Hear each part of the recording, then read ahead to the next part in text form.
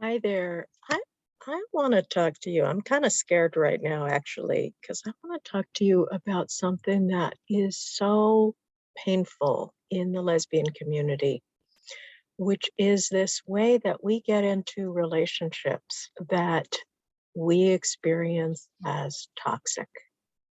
And most of the time, certainly in my experience, it starts out so beautiful and amazing with all of this connection and sweetness and passion and fun and laughter and sparks and all that stuff.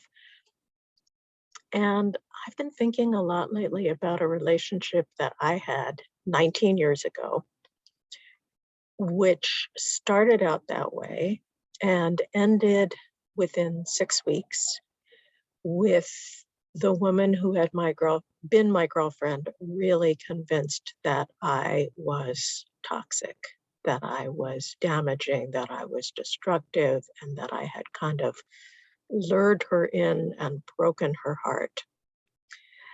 And that hurts my heart even now, in some ways, especially now, because it's been 19 years. I've got a lot of distance from it now. And I actually, believe it or not, teach lesbians and queer women from all over the world now about healthy, happy relationships, how to do this dating thing and this love thing in ways that really work, that really fill us up and nourish us and bring us joy and are sustainable. So this has become my life's work. 19 years ago, I did not have any idea that I would someday be doing this. I don't know whether my ex-girlfriend even knows now that I'm doing this. But um, because of the role that I'm playing in our community, it feels even more important for me to wrestle with what happened and try and explain it. So let me back up a minute. My name is Ruth Schwartz. I am the director of the Conscious Girlfriend Academy. I've been running Conscious Girlfriend since the very beginning of 2014, so it's 8 years now. And in that time, women from 25 countries have taken my classes.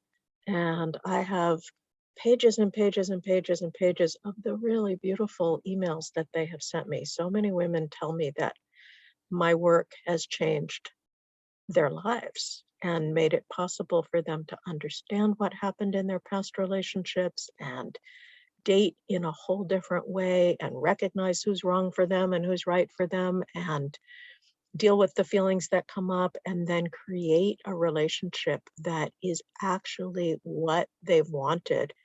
You know, some of the women that write me are in their 70s. They've been wanting this for, 50, 60 years. Other women are in their 20s, their 30s, their 40s. Some of them are just coming out. Some of them have been lesbians for decades. It's never too late and it's never too early. But let's go back in time and look at where I was 19 years ago with a woman I will call Nina. Because believe me, so much of what I teach, I have learned the hard way. I mean, I also have a PhD in transpersonal psychology. I did 3 years of training as a sex and relationship coach. I have a lot of other coach training. Um, but I'm also just a person, with my own messed up childhood history. I'm 60 years old. I came out when I was 20. It's been 40 years of trying to get this thing right, of loving women. I did not have good role models as a kid. And of course, my parents were not lesbians, as most of our parents are not. They were straight and they had a pretty difficult relationship. And so I emerged from my childhood, as so many of us do, really, really, really hungry for love, hungry to love and be loved. And when I started being with women, it was like, the best thing ever, except that it also quickly got very emotionally complicated. So, this relationship I want to talk to you about with Nina happened 19 years ago. So, this is like halfway through my career as a lesbian at that point. I was about 40. And Nina and I were attracted to each other the minute we laid eyes on each other. It was like this kind of familiarity feeling. She walked into the room and I was like, whoa. And I found out later she felt the same way. And so for various reasons, circumstances in our lives, we were trying not to go for it, but you know what it's like. And eventually we took a camping trip together. We were going to just be friends on the camping trip. And then we found ourselves sitting there late at night, gazing into the fire, and our arms were touching. And it wasn't just the fire that was crackling. Um, I can't even remember what happened that night. I think we just crawled off into our separate tents, but we both knew it was intense. And so I believe, if I'm remembering correctly, we got together shortly after we got back home from our camping trip. And so we started out in a blaze of goodwill and good wishes and good intentions and good feelings and sparks. Um, and about 2 weeks later, we were making love on a sheepskin rug in front of her fireplace, and it was pretty wonderful. And then afterward, we were lying there having a conversation, and she said to me, "We need to talk on the phone for at least an hour a day. And I need to be able to feel you thinking about me, even when we're not talking on the phone." And I freaked out. I really liked her. I don't know, I might have even thought at the time that I loved her. At this point, I would say, hey, it was like 2 weeks in. I didn't love her yet. Love takes longer than that to develop. But certainly when you are feeling all those good feelings and, flirting and sparking and laughing and touching and, you know, kissing and making love and all that stuff we were doing, it sure felt like love. I mean, that's why they call it making love. It when we get sexual, it elicits those feelings of love. So I was really into Nina at that point. But when she said, we need to, or you need to do these things, this is how it has to be, some big walls came up in me. And we can certainly talk about my childhood and where some of those walls probably came from, but we each have our own story, right? And if you're watching this video, my guess is that you may have been on Nina's side of it, where what you were asking for from your girlfriend felt perfectly normal, natural. Of course, this is just what people in relationships do or should do, and this is also what you want. I have been there. I have been on that side. And if you're watching this, you might have also been on the side that I was on in that moment with Nina, where I was like, wait a minute, does being girlfriends suddenly give you the right to tell me what to do with my time? Um, what am I getting into here? Is this more than I bargained for? You're not only trying to tell me how often we need to talk, but also like what needs to be happening inside my mind. I need to be thinking about you all the time, and you need to be able to feel that. And so I started putting up walls. And as you can imagine, well, depending on which side of this you've been on, if you've ever been on Nina's side, you can imagine this was really painful for her. And I know how painful it was because I have been on that side in other relationships, and it feels like a sledgehammer in the chest or in the gut.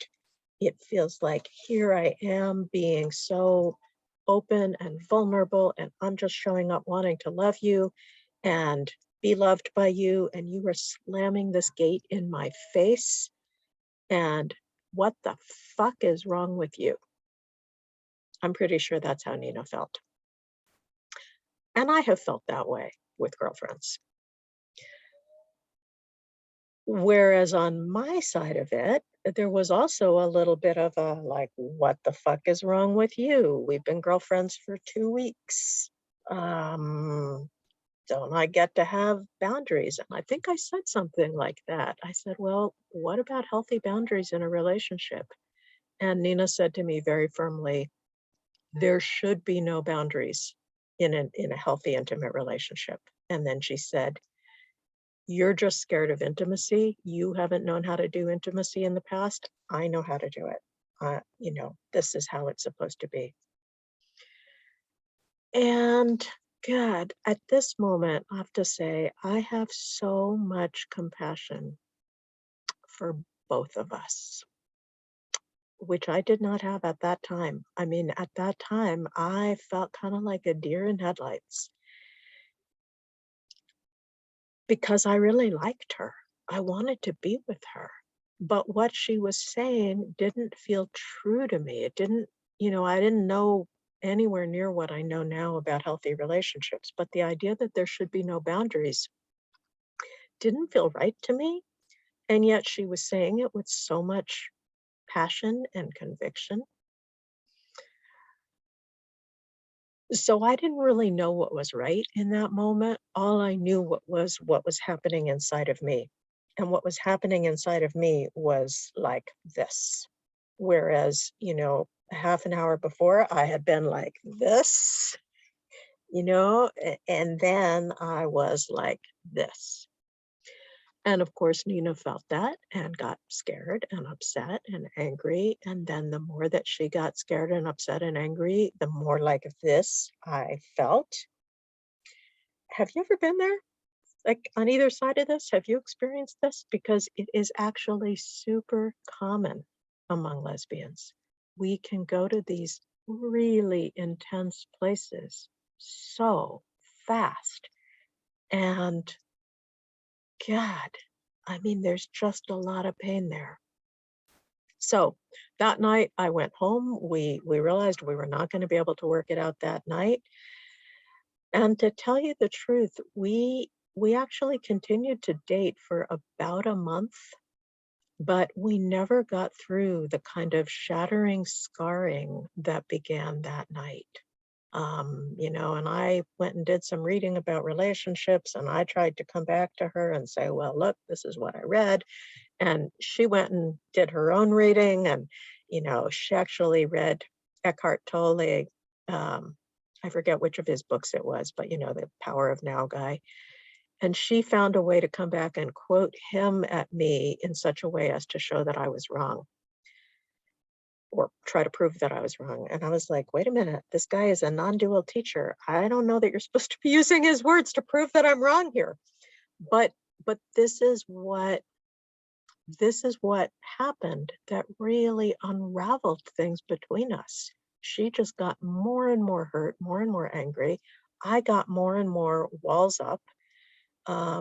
She began in her mind, and I imagine with her friends, to tell stories about, you know, Ruth is so toxic. Ruth is unavailable. Why am I with another unavailable woman? I deserve better than this. What I was asking for is perfectly normal. This is what people should do in relationships. This is, what's wrong with her for objecting to this really normal thing that I asked for, just talking on the phone an hour a day and thinking about each other all the time, because that's what we do when we're into each other. So that's what I suspect Nina was thinking. And I've been there. I have so been there. I mean, that's why I'm here to make this video now. I could tell you another story, and I will sometime, about when I was on the other side of the equation and feeling and saying those same kinds of things that Nina was saying to a different girlfriend of mine. But on my side of it, what I was feeling was, wow, like my autonomy is being taken away, my personal space is being taken away, I'm being controlled, I'm being told what to do, I'm not being listened to. There doesn't seem to be any curiosity or empathy here about actually what I want. It feels like I'm kind of being slotted into a space here. This is what Nina has decided a healthy relationship should be, and I got to give it to her or else. And that didn't feel good to me. And it didn't feel like love. And of course, the more I backed up, the harder and stronger she pursued me. And the harder and stronger and more intensely she pursued me, the more I backed up. And so I started to think, well, what's wrong with her? Who's the toxic girlfriend here? Is it her? Is it me? Is it both of us? And what I would say now that I did not know then is that I don't believe either Nina or I was actually a toxic girlfriend. Maybe those people are out there, but I think a lot of times when we start saying, so and so was toxic or that was a toxic relationship, what's actually true is that we have found ourselves in a toxic dynamic. And once a toxic dynamic starts, or what I often talk about as a push-pull relationship dynamic, where the harder one person pushes, well, actually, maybe it's not push-pull, because the harder one person pushes, the more another person backs up.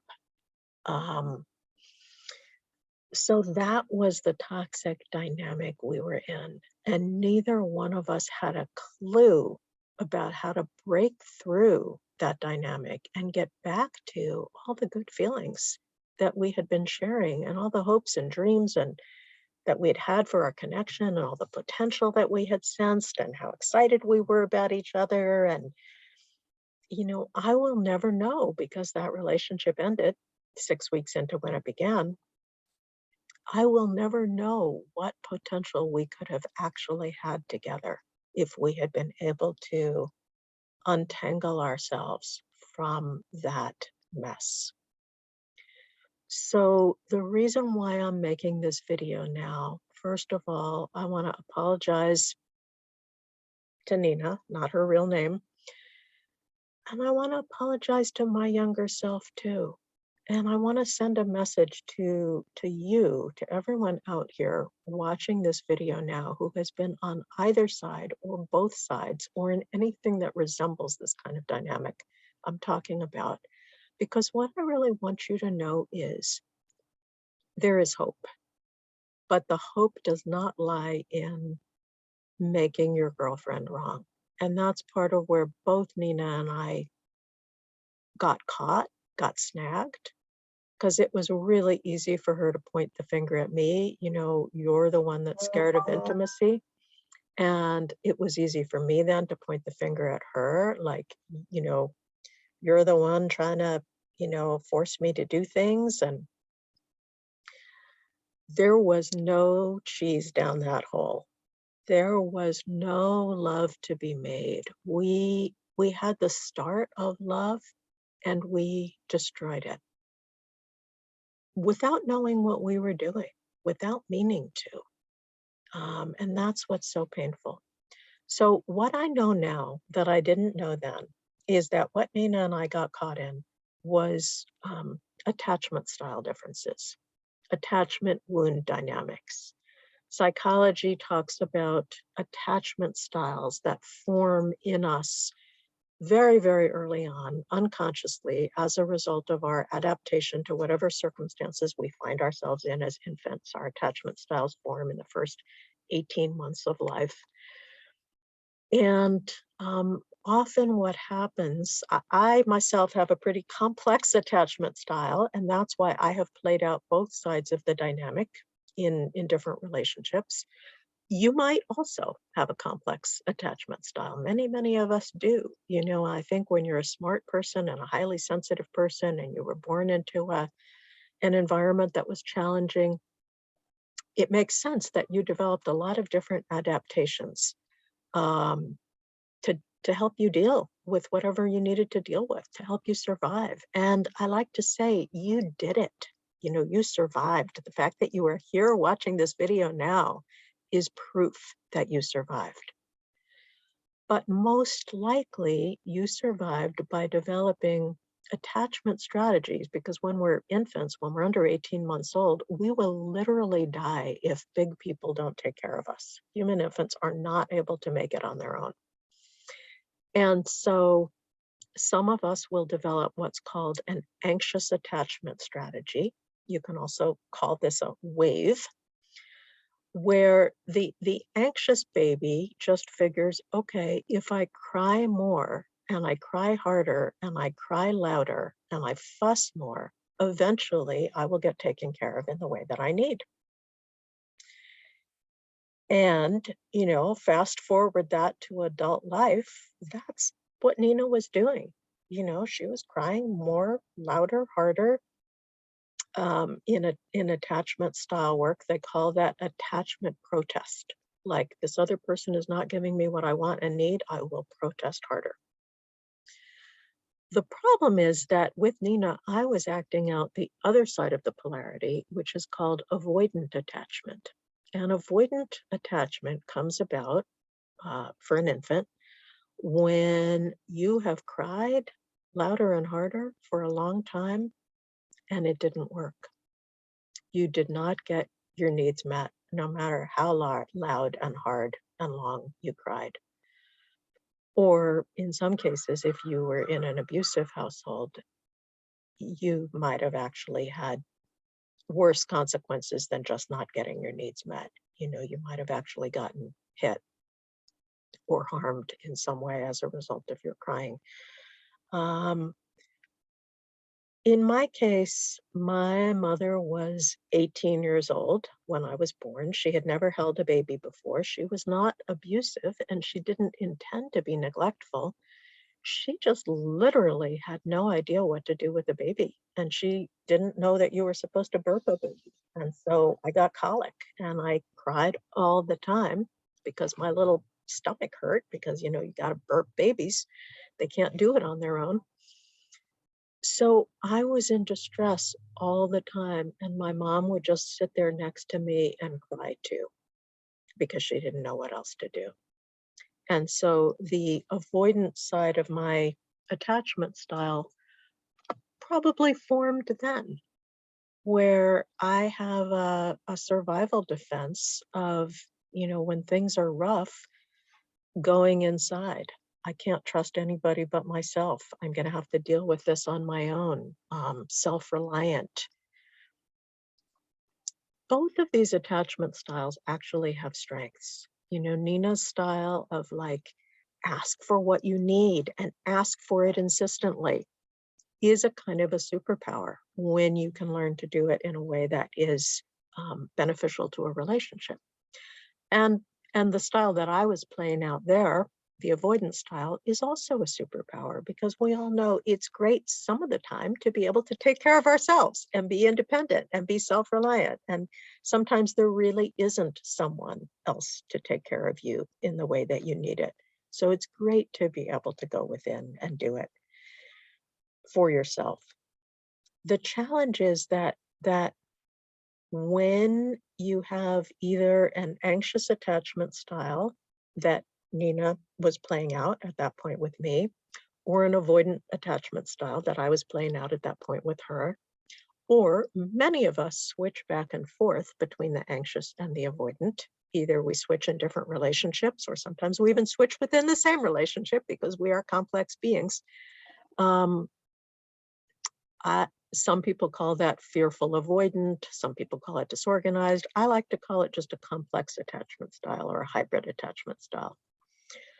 But when you're locked in either the anxious or the avoidant or the flipping back and forth or the complex mix of them, there is a brittleness as opposed to a resilience and flexibility. So in the attachment world, what we want to go for, a few of us came out of our childhoods fortunate enough to have this secure attachment style baked into us because we got most of what we needed most of the time from our parents. Many of us didn't. And so what's really exciting in attachment theory is the understanding that because our brains are plastic, we have neuroplasticity, we can rewire our brains.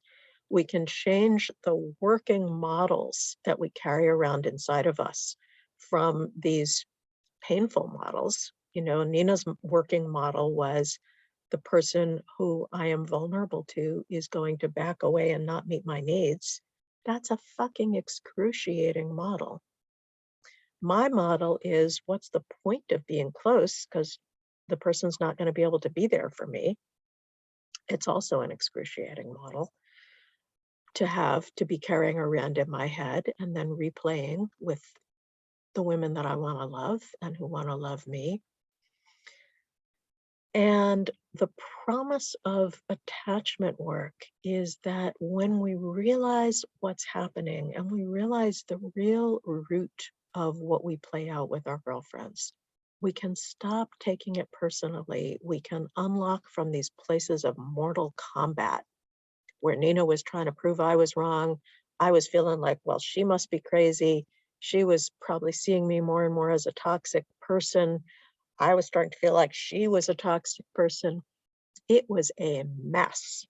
And, that's why it ended after 6 weeks. And we haven't talked to each other since then in 19 years, after so much promise at the beginning. So, with what I know now, what would I say? What would I advise my younger self and that version of Nina now?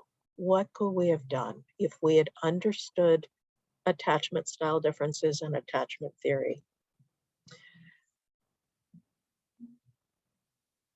First of all, it would have taken a lot of self-compassion. It would have taken a lot of self-responsibility and a lot of vulnerability.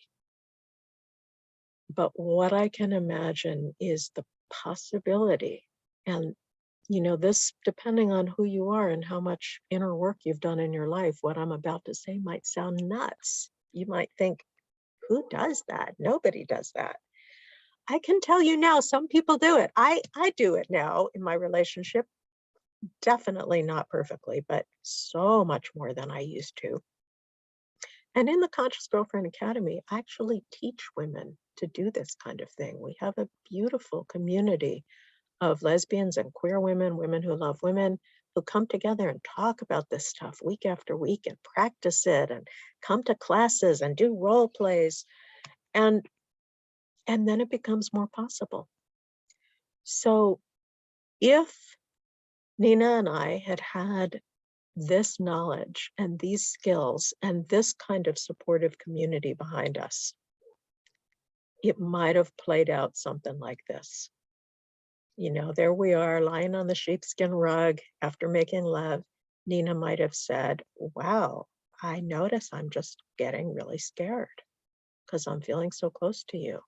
And that's bringing up all this fear that maybe you're going to leave me or maybe you're not going to be there enough for me. And then, had she approached it that way, and had I known then what I know now, I might have been able to say, oh God, I understand totally. God, I get scared too. In fact, I'm a little scared right now. And, it's so vulnerable what we're doing. And, it's so, our connection feels so special. And, and then she might have relaxed a little bit if if we had both been able to have that conversation.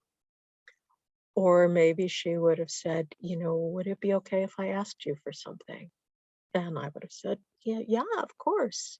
She would have said, well, I think it might help me if we could talk on the phone every day. How would that be for you? And I might have said, yeah, a lot of the time I would love to talk to you every day. And sometimes I might have so much going on that I, you know, wouldn't really feel like I wanted to or be able to. But I could maybe text you on those days, or I could email you, or I could, we're talking 19 years ago. I don't think we had text or email back then. But, um, or I could have said, what else could I do if there are days when I don't actually have it in me to talk on the phone? Um, how else could we work this out so that you feel safe? And then she might have said, oh, honey, thank you so much for your compassion. I love you. Some of this is just mine to deal with. I'm going to go back to therapy, or I'm going to, do more meditation and work with these feelings of fear. And I might have said, oh, sweetie, I love you so much. I love that you're so growth oriented. You know, and then we would have had this flow between us that could have kept opening. And this kind of issue, when it comes up early in a relationship, usually repeats. My guess is if Nina and I had stayed together, we would have continued to revisit this theme again and again.